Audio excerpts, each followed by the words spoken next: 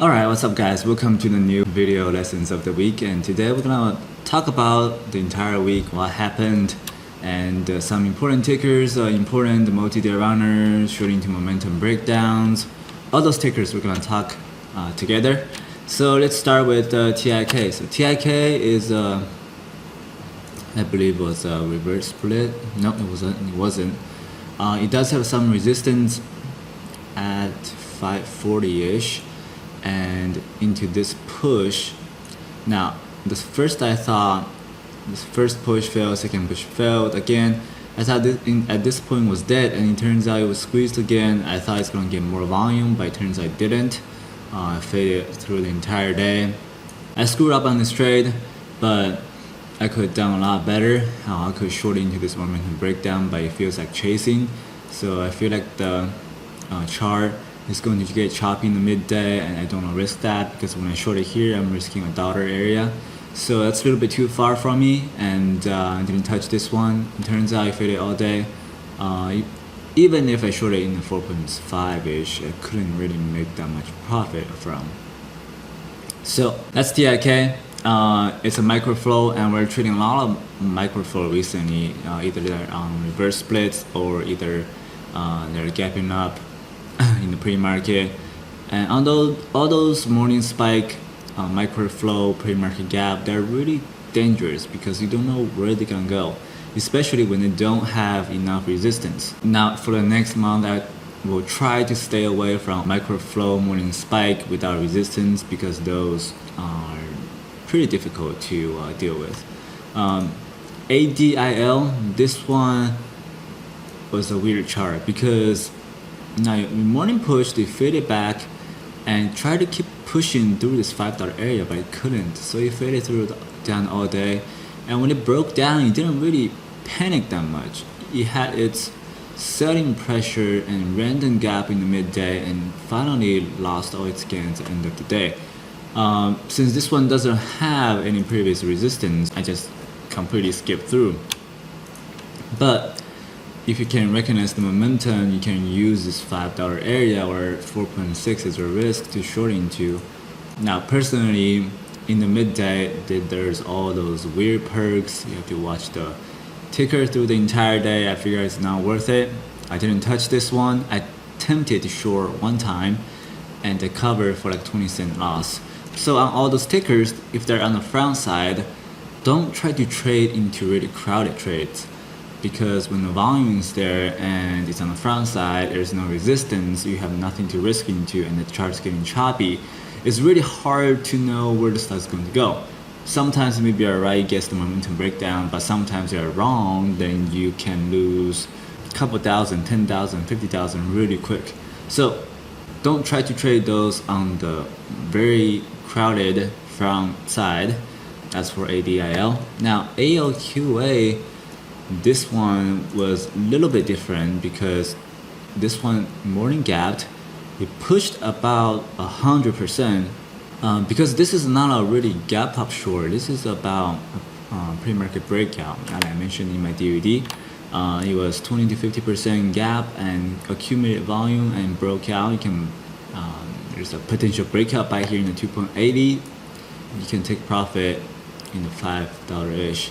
Now right around here, when there's massive panic of this fake breakout, when it attempted in the midday, it failed. Once it broke through this momentum, I shorted it and took profit by the end of the day. So this one, I made around 50,000 on this ticker.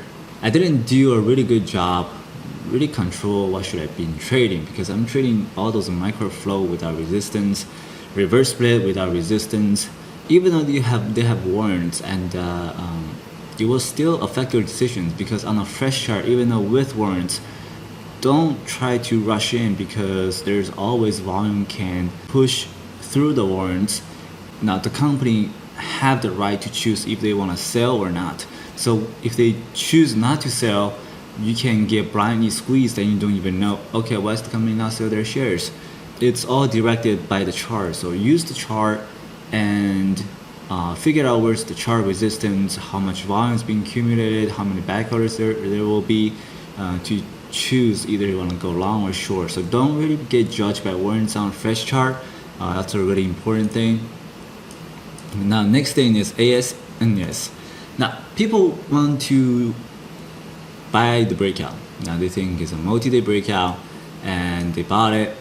When you treat a multi-day breakout, you wanna trade like it's a multi-day breakout, because any action on intraday shouldn't really shake you out because you are trading a multi-day breakout. Now, when the stock is going parabolic in the multi-day breakout, that is a really bad odds to buy in the parabolics, because in the key support level, when the stock breaks out, it should hold consistently for the entire day, and it should slow grind, not parabolic, because when it's parabolic, it's going to pull back, and when it pulls back, it will cause a fake out, cause another chain reaction of people selling, and this is exactly what happened on ASNS, especially on Friday. That's why I didn't trade it, because when the stock going parabolic, breaking through the resistance, that's a really difficult one to really buy or dip buy. So I tend to stay away from these. I tracked all those multi-day breakout on spreadsheets. When they're going parabolic, there's really bad odds of buying on the breakout level. So if you want to track that, go ahead. But on my statistics, it tells me to stay away from those trades. Now the next thing is overstaying gap down. Now, when people want to use overstaying gap down, they tend to use the yesterday close, but some of the overstaying gap down does have a different scenario, because if they don't have a consolidation resistance, or on the top of the, let's say 4.46, and there's not much volume traded there. If there's not much volume traded there, then there's not enough back orders. If there's not enough back orders, and it's really easy to break through this 4.4 if it has volume. Now on this specific day, since here doesn't really have that much resistance, so the chart had its random spike in the morning and actually squeezed a bunch of people. Now trading all those different types of overstaying gap down, make sure to choose the right one. The one does have consolidation resistance. Now on this one, you actually went parabolic, so didn't trade that much volume in the force. And this is what you get when you are shorting overstaying gap down. You can get this random spike and can really shake you out. So don't trade the setup that's not perfect. Don't trade that anything was up. Make sure to select the correct criteria. Don't trade micro flow that has no resistance. Make sure to observe the chart that accumulate enough volume to be able to go long, or accumulate enough volume and breakdowns, and all those breakout buyer becomes back orders, then make a decision for sure. Always keep the risk reward ratio correct. That's how you really can gain a profit from. I did make a couple mistakes. I think I was up around 30,000, include the borrow fees and some small losses. That'll be the total weekly cap. Hopefully you guys liked it, and leave a comment. Make sure to click the like button and subscribe.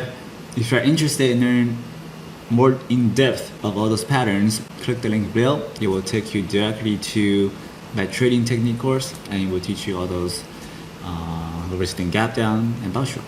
Alright, that'll be it. Thank you very much, and you guys have a great week.